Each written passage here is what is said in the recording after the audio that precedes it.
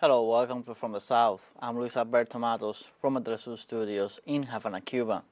We begin with the news. On Tuesday, the Guatemalan Court of Appeals denied the action with which the Semilla movement of President-elect Bernardo Arévalo sought to stop Judge Freddy Arella's order to suspend the party. According to Arévalo, the appeal intended to show that the Special Prosecutor's Office against Impunity and Judge Orellana were acting against the electoral law in what the president-elect described as an illegal political persecution against him. However, the members of the chamber unanimously denied the appeal. The temporary suspension of the Semilla movement by the electoral authorities is a new stain for the electoral process in Guatemala, where uncertainty is growing for months before the inauguration of the new ruler. However, according to Semilla's lawyer, Juan Guerrero, the party is shielded by a resolution of the Supreme Court which ordered not to suspend the political organization at least until the end of the electoral process next October 31st.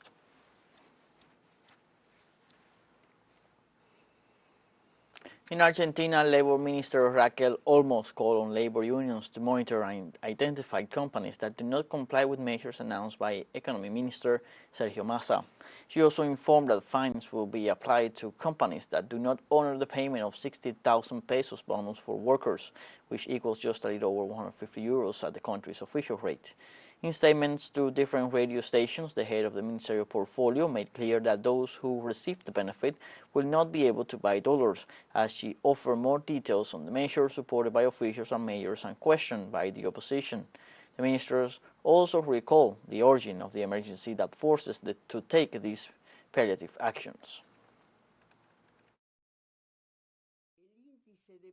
The price index is going up, and that rise is the result of the devaluation imposed by the International Monetary Fund due to the debt contracted with the fund during Mauricio Macri's administration. What we are doing with this amount to be paid in 2 months is that this increase in the price index, in the case of lower income workers, will not have to be absorbed by these workers, but will have the help of an additional income. In Chile, President Gabriel Boric authorized a new national search plan ahead of the 50th anniversary of the coup that toppled the government and led to the disappearance and killing of thousands. The measure marks the first time since the end of the Pinochet regime that the Chilean government has tried to find those who went missing, an effort that until now has largely fallen to the surviving family members, mainly women who protested went on hunger strikes and took their cases to court. The plan will centralize and digitize the enormous volumes of judicial case and other archives gathered across government agencies and human rights organizations using special software to cross-reference information. We will also finance the exploration of sites where victims may be buried or where excavations have been pending for years because of a lack of funding.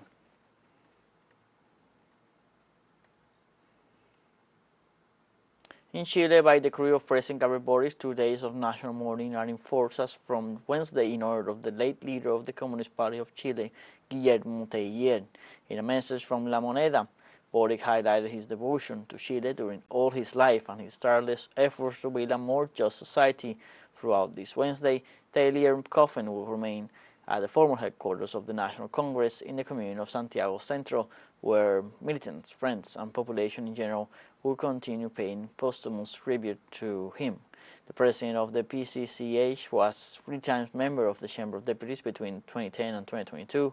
In his youth, Guillermo Teillier was committed to the Popular Unity campaign to bring Salvador Allende to the presidency.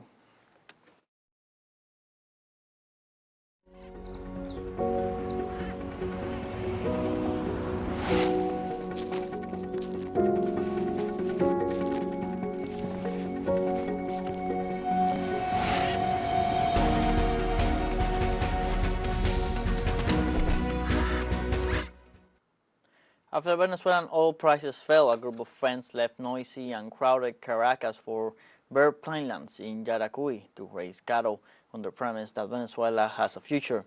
Since that moment, they turned an abandoned land into green crop fields and became self-reliant while helping others. In this new episode of the series Venezuela on the Move, Adriana Sivori and Jesus Romero tells us their story. Let's see.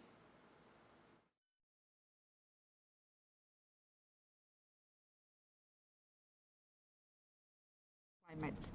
Some are pure breed, known as gyr, and others are crossbreeds of two types of cattle, called girolando. Carlos came to this multifunctional farm years ago. He used to live between buildings and the heavy traffic of the capital city. I didn't know what agriculture was. I was in the suburbs doing masonry work and other things. I met some friends and they invited me to rescue this land. We started planting corn, sweet potatoes, and then little by little we learned about cattle raising, because we didn't know anything about that. First we had a cow, then two, and so on.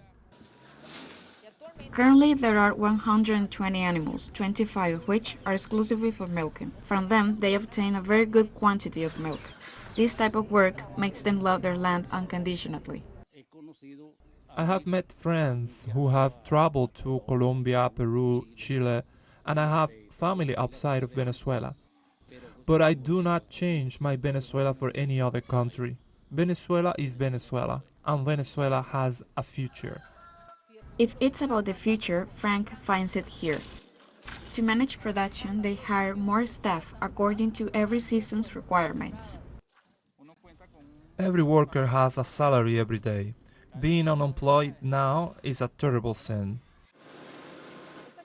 This cooperative has been created and run by its members who, with the help of their families, have managed to grow crops, including feed for the cattle, while tractors continue at full speed.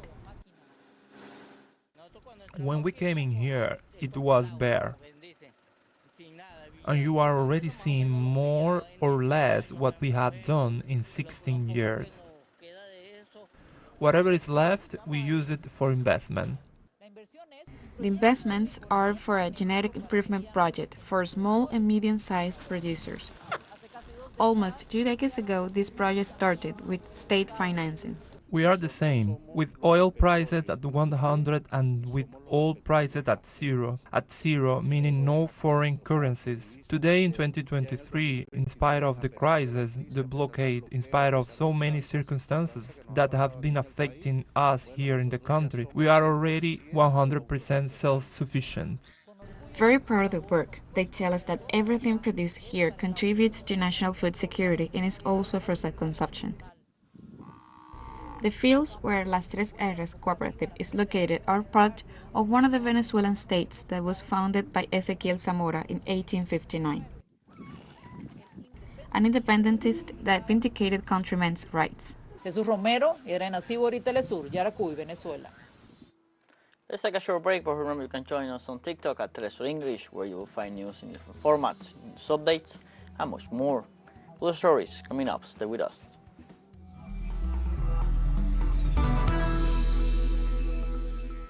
Welcome back from the South. This Tuesday, Canada has issued a travel alert to its LGBTQIQ+ nationals visiting the United States because of discrimination and harassment risks they may face due to recently passed state laws in the U.S.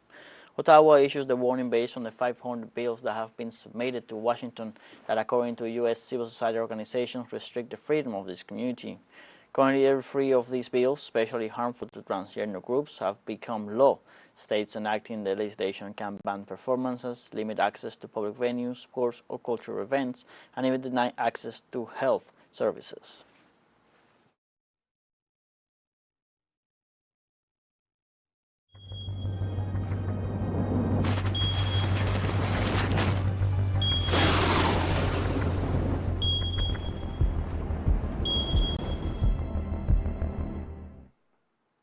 Hurricane Idalia has now downgraded to Category 1 as it left the U.S. state of Florida and moves into Georgia.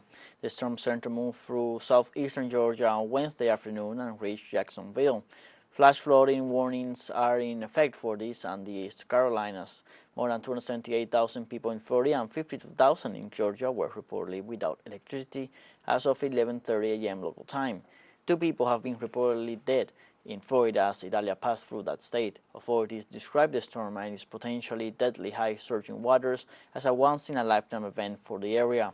The storm came ashore near the community of Keaton Beach, Florida, early Wednesday as Category 3 hurricane. Afternoon, the eye of Hurricane Idalia has left the state of Florida.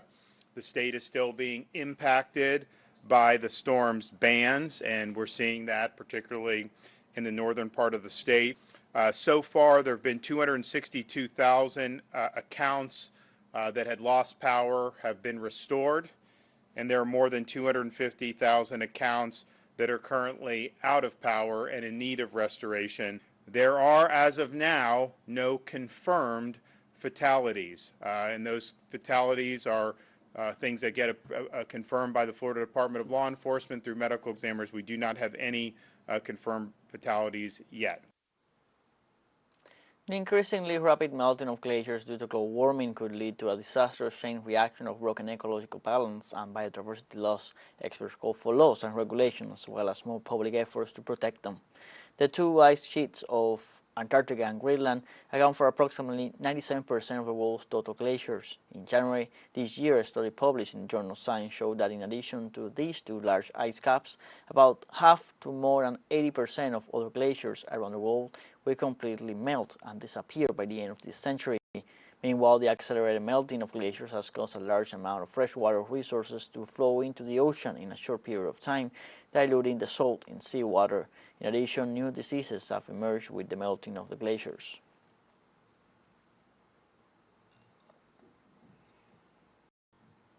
In Italy, hundreds of migrants camped in Lampedusa Island were transferred mainland to relieve congestion at the migrants reception center in that island. Italian authorities are transferring in military planes some 1,800 people from the temporary shelter on the island of Lampedusa to the mainland. The shelter, with a capacity for 400 people, have reached over 4,000 in recent days following the arrival of tens of small boats. Lampedusa suffers a strong migratory pressure that local authorities judge unsustainable. The last landing took place this Wednesday when patrol boats of Guardia di Finanza and Frontex Group boarded a 15-meter fishing boat carrying 270 immigrants, including a woman and a minor, in waters near the coast.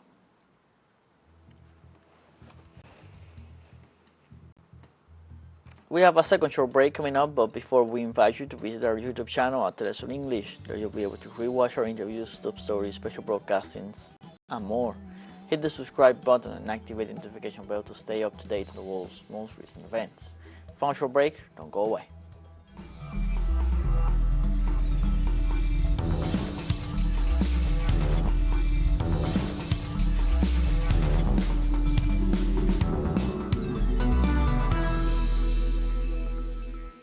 Welcome back from the south. On early Wednesday morning in Gabon, a group of military personnel calling themselves as members of a committee for the transition and restoration of institutions seized power and dissolved governmental institutions. The military ousted the president Ali Bongo, who inherited power from his father, Omar Bongo. In a televised address, the troops denounced that the elections of August 26 were not transparent, credible, nor inclusive.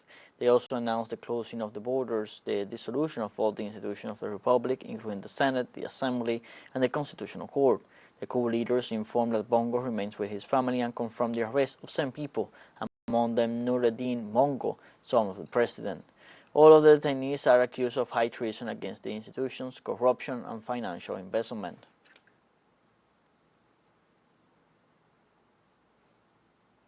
Gabon is located in the western shores of Central Africa, and its capital city is Libreville, a former French colony. Gabon's main economic sector is oil production and export. The nation became a full member of the Organization of Petroleum Exporting Countries in 1975, but terminated its membership in 1995 to rejoin the organization in 2016, despite its constitution establishes that a president must serve for a 7-year term. Former President Omar Bongo Ondimba ruled the nation for 41 years until his son Ali was elected after his death in 2009, ensuring the Bongo family a 55-year dominance in the nation. And after the announcement of a military faction seized power in Gabon, videos and pictures of Gabonese people packing the streets to celebrate the ousting of President Ali Bongo Ondimba.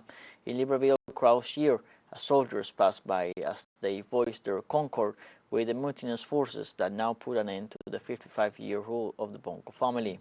The military takeover also comes as people and the troops question the elections of August 26 and the former leader announced the results. This is the 6th coup d'etat in an African country in the last 3 years.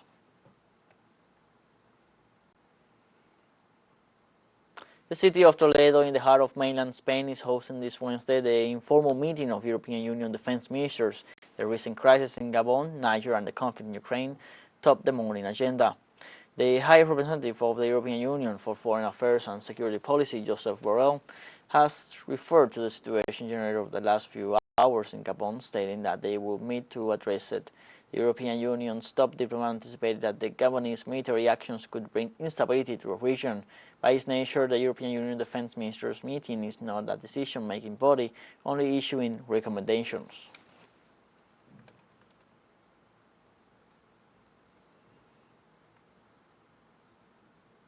In Niger, several hundred women demonstrate in front of the French military base in the capital, Niamey, with kitchen utensils and brooms demanding the departure of French soldiers from Niger.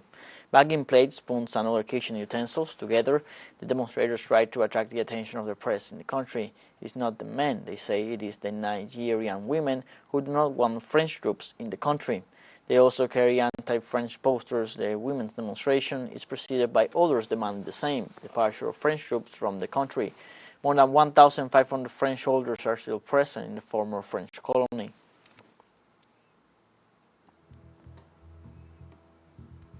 We have come to the end of this news briefing. You can find these and many other stories on our website, telesurenglish.net. You can also join us on social media, Facebook, X, Instagram, Telegram, and TikTok.